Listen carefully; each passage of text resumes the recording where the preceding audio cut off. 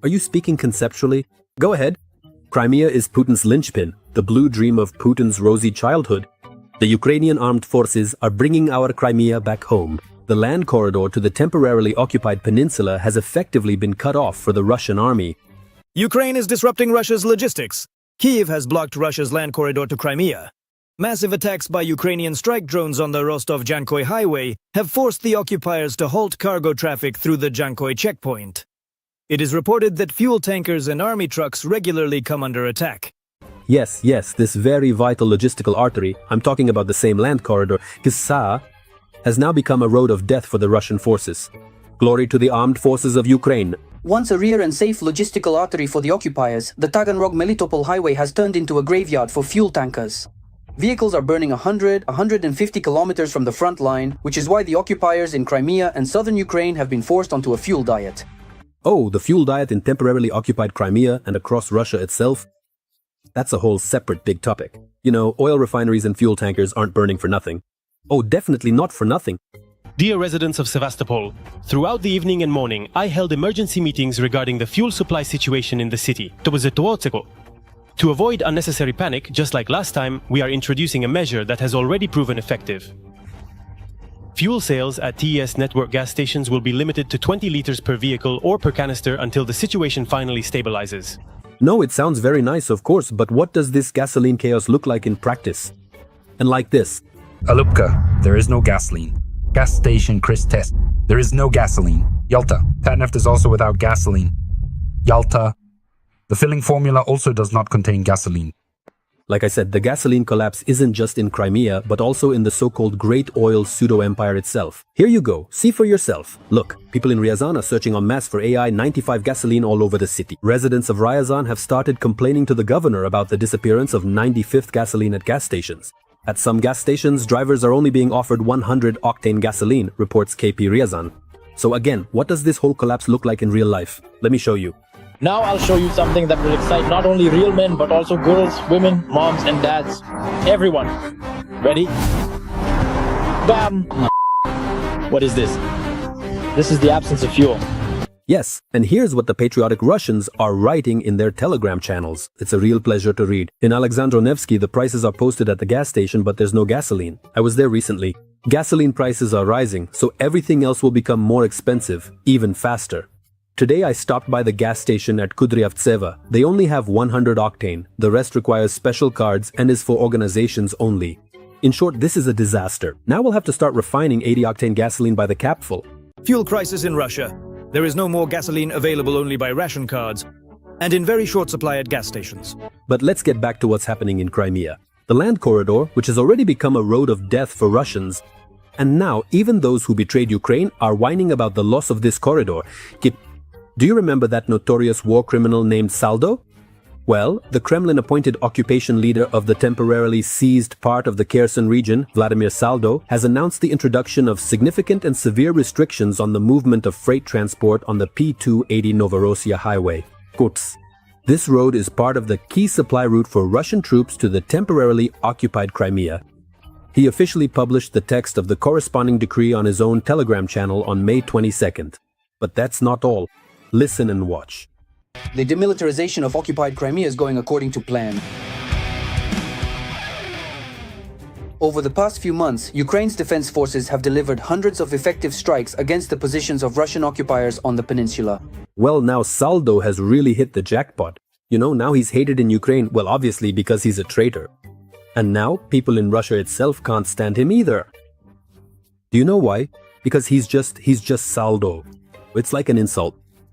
Vladimir Saldo has decided to partially close the land corridor to Crimea for trucks. See, the war correspondents have already accused him of working for Ukraine. So well, now it's clear about Saldo, there's nothing more to discuss. Let's really dive deep into the topic of how, and exactly thanks to what the armed forces of Ukraine are dismantling and destroying the enemy's air defense in Crimea, just well, utterly to smithereens. I can't put it any other way. First, the drone operators took out the radar and air defense systems. Then, starting from the spring of 26, they switched to striking airfields with Iskanders and other missile systems. Even the Zed fanatics are whining now, saying that Crimea is indeed returning to its native harbor, to its Ukrainian native harbor. it can be stated that what we initially feared has happened. The peninsula's air defense system suffered heavy damage from systematic drone strikes using Starlink, after which Ukrainian drones began targeting other objectives such as Bastion coastal missile systems and long-range multiple rocket launchers. And here's another devastating piece of news for the Kremlin and personally for Putin. Like it or not, deal with it, you not-so-pretty Russian girl. Russia has now lost all access to assets valued at almost $1.5 billion. To be perfectly honest with you, I was completely caught off guard myself when I first heard about this. I know about it, but honestly, this is all a bit overwhelming to process. And do you know what this is, friends? This is a greeting from Kazakhstan. Astana doesn't want to be friends with Moscow. So, as a matter of fact, Kazakhstan is now really beginning to help Kiev. And that's encouraging. And the reason for all this is a decision by a Kazakh court which allows for the forced recovery of money from Gazprom in favor of Ukraine's Naftogaz. The decision didn't come out of nowhere.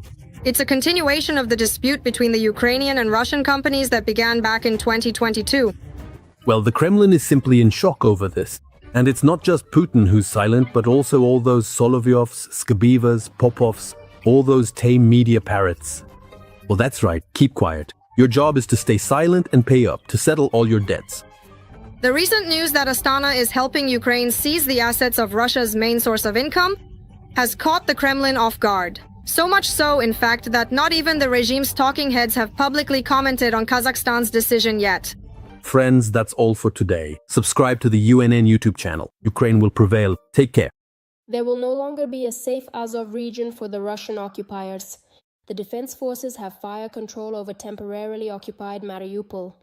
Ukrainian drones are terrifying the occupation army and forcing the enemy to flee from temporarily occupied Crimea. Learn more about this in the following report. The First Corps of the National Guard of Ukraine, Azov, has published a video showing targets being struck near the Russian border in the vicinity of temporarily occupied Mariupol. Ukrainian drones are successfully attacking Russian military equipment, disrupting the enemy's logistics. The footage captures combat operations on the Mariupol-Taganrog and Mariupol-Volnovaka roads. The press service of the First Corps of Azov notes, "The territory of Ukraine must be free from Russian troops. The most reliable way to achieve this is to move the buffer zone for enemy logistics closer to Russia itself and the occupied Crimea." Earlier, pilots from the First Corps of the National Guard Azov demonstrated the operation of reconnaissance strike complexes in Mariupol and announced that they were patrolling roads up to 160 kilometers from the line of combat engagement. Strikes were carried out on the so-called Novorossiya highway. Logistics is increasingly becoming the main vulnerability of the Russian army. Even the Russians admit that the land corridor to temporarily occupied Crimea is under Ukraine's fire control. The occupation authorities have officially restricted and limited the movement of civilian freight transport towards Crimea on the federal highway R280, further explaining that these measures are being introduced to guarantee and maintain the safety of transit road traffic. As reported by RIA Yug, with the Ukrainian armed forces now being fully equipped with middle strike class drones, there are essentially no remaining safe routes left for Russian military forces in southern Ukraine. Burning fuel trucks and destroyed military vehicles are regularly observed along the key highways of the occupied territories. On the Melitopol bypass and at key junctions, truck drivers see cabins burned to the ground and tankers torn in half. There is information that the occupiers have already been forbidden to move military equipment in convoys. Now they try to slip through one by one or transport cargo for the Russian army in civilian trucks. The defense forces are also successfully striking their legitimate targets on the territory of temporarily occupied Crimea, and with the development of Ukrainian drone production, hitting targets in the aggressor country will become even easier.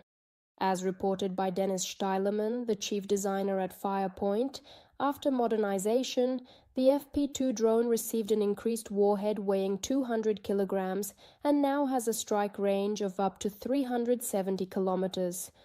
Now this UAV will be able to reach any target in occupied Crimea. At the same time, the defense forces continue to regain control over Ukrainian territories. As reported recently by the spokesperson of the Ukrainian Volunteer Army, Serhiy Brachuk, the armed forces of Ukraine have completely cleared the settlement of Stepnohirsk and thwarted the Russians' plans to shell the city of Zaporizhzhia. Thanks to our special forces, particularly the Artan Special Unit of the Main Intelligence Directorate, the defense forces managed to regain control over Stepnohirsk and reclaim our tactical positions that had been lost there.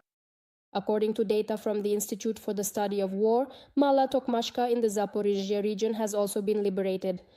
In addition, Ukraine's defense forces have regained control over the village of Otradne in the Kharkiv region and the surrounding areas.